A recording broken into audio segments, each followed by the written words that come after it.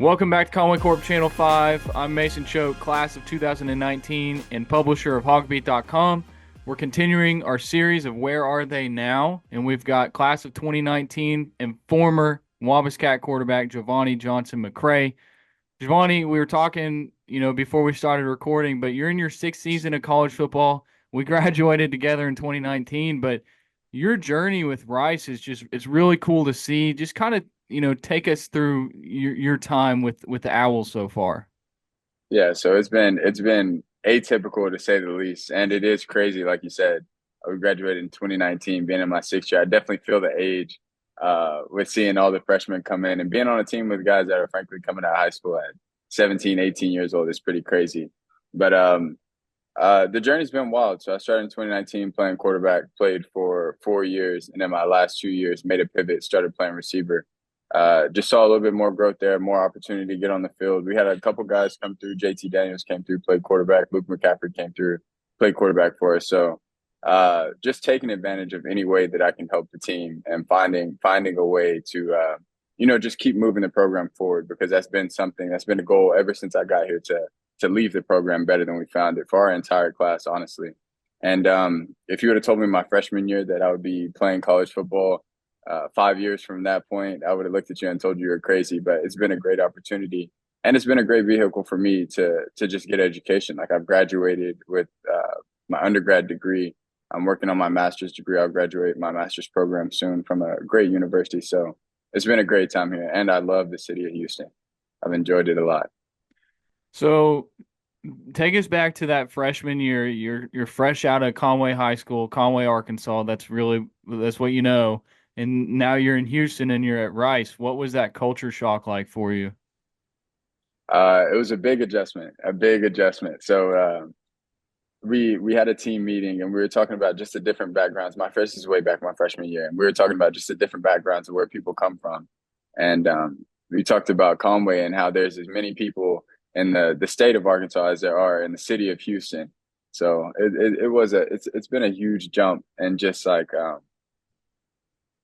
the amount of people that you're around, the size of the city. But when I'm going from a football program to a football program, it felt like I was able to keep my focus. So it never felt too big. Like, I've always had something to focus on. For me, it feels like I've been doing school and playing football since the last I can remember. So it feels really routine for me, to be honest. Yeah. So, early on in your career with Rice, I mean, you started a few games at quarterback, and I was reading up. You This might have changed since then, but at one point you had Rice's only win since 1997 against a ranked opponent when you started against Marshall. And then, you talked about the quarterbacks that they brought in. Just, how tough was that to have those opportunities early on? And then I know injuries played a factor, and then they bring in some transfers. Just what was that like for you? And then just the fact that you stayed there in a transfer portal era. Yeah. So like you said, definitely tough to go from being a nationally ranked team to knowing that we have transfers coming in and competing every year for your spot. And ultimately, when you have injuries, when you don't win out your spot, like, it does get tough. But I think one big thing, one big teaching point it's been for me, and this is a life lesson, because football is a game. It teaches you many lessons throughout the game, and it teaches you many lessons to apply in life, of just understanding team dynamics and putting a goal that's larger than yourself before your own, like, personal interests. And that's something I feel like it takes a lot of maturity to understand. It takes a lot of I don't know, especially like you said, with the advent of the transfer portal. But staying here and deciding that I would find whatever role that I could play that would help our team and help the program advance. So yeah, that was really tough to deal with. But I think staying positive through it all, and just finding where could I find my spot to get on the field. Yeah. It's interesting that you talk about that because when I think back to your time at Conway, it sometimes it felt like the offense maybe wasn't tailored towards exactly how you could best perform in the offense. I don't know if that's the best way to put it, but it seemed like, maybe in your career you've always wanted to be one thing, but somebody's wanted you to be something else. Like maybe when you were being recruited out of high school, teams were recruiting you as a wide receiver. I know that, you had some PWO offers to play wide receiver at different schools.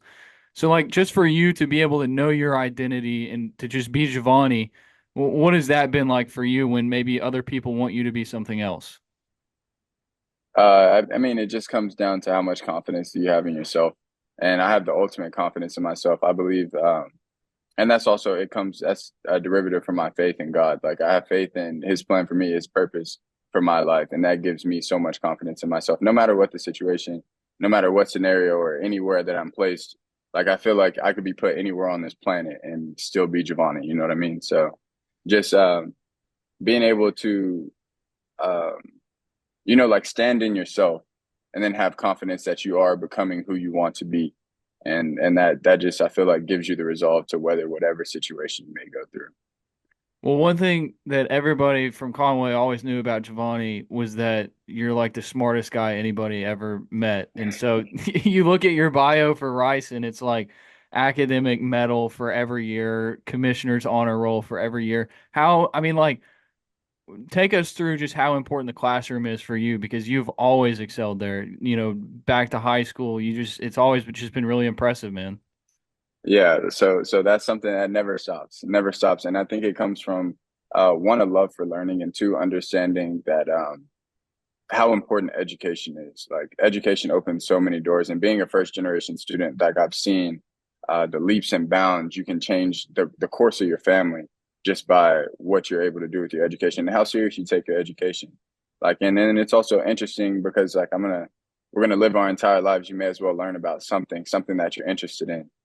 So being able to, you go through high school and you have to learn um, specific things, like there's a curriculum you have to follow, and then you come to college and it's more like, okay, now you take classes that you're interested in, or you just learn about whatever you want to do with the rest of your life. So I think keeping education at a forefront is a message that I would pass on to not only just people that are playing sports, but anyone that wants to have any ability to change the situation for their family or create a better situation for the family that they plan to have in the future. So definitely education is something big, and it's always going to be a really large part of my life.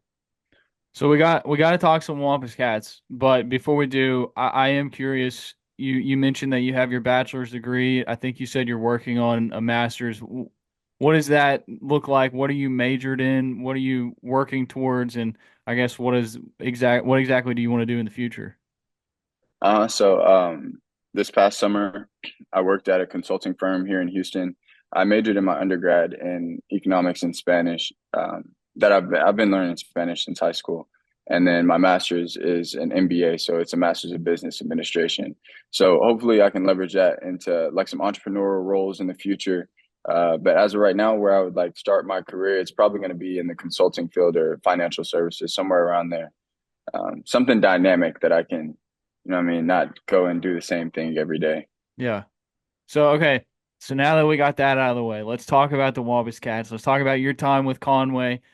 Hmm. Obviously, we graduated the same year, so I watched basically every game that you played. But when you think back to your time with the Wabash Cats, what memories come to the forefront? What do you think about when you think about when Giovanni was the QB at Conway? So first off, I'd be remiss if I didn't like congratulate the Wampus Cats now on their undefeated start. I believe they haven't lost a game. I Nope, get to they catch a haven't. few games when we're in the hotel on Friday night. So congratulations to those guys. But when I think about my time with the Wampus Cats, really I just think about my teammates, and those are the real things that you take on and you carry with you for life. Like the all the close games that we had, the conversations that we'd have on the sideline.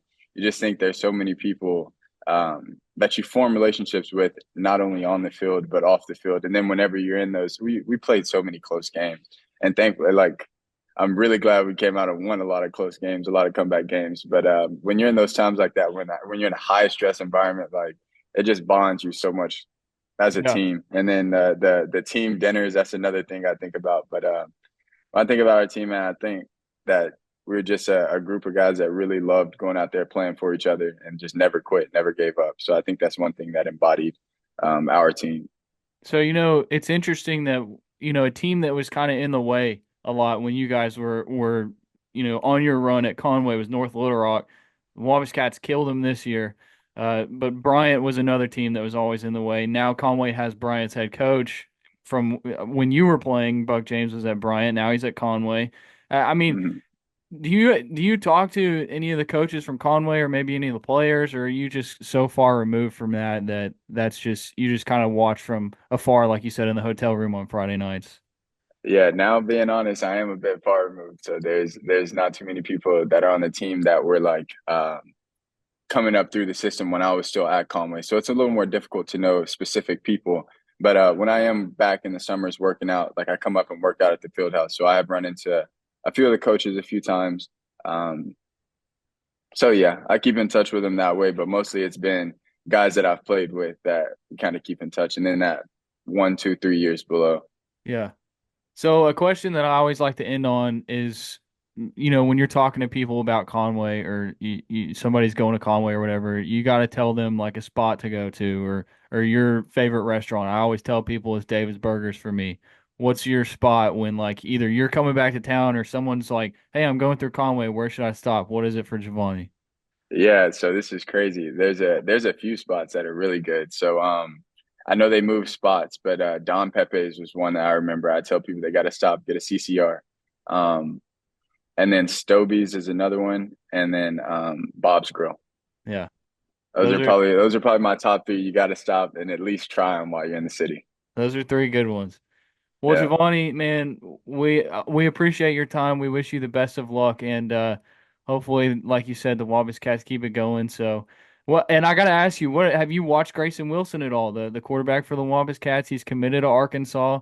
If you haven't, that's fine. But it's really you think about it. You were the QB1. Now Grayson Wilson, he's in that spot. He's doing a great job. Have you watched him at all? Yeah. Yeah, I saw the Little Rock Southwest game and they were lighting it up, man. They were just they're out there. I love how the offense moving the ball, putting points on the board. So good job by Grayson. He's having a good season. Just keep it up, man. Just keep it up. All right. Wishing the best for that whole team. Well, thank you, JOVONI. Wishing you the best of luck as well, man. Appreciate that. Take it easy, Mason. All And right. 6 legs.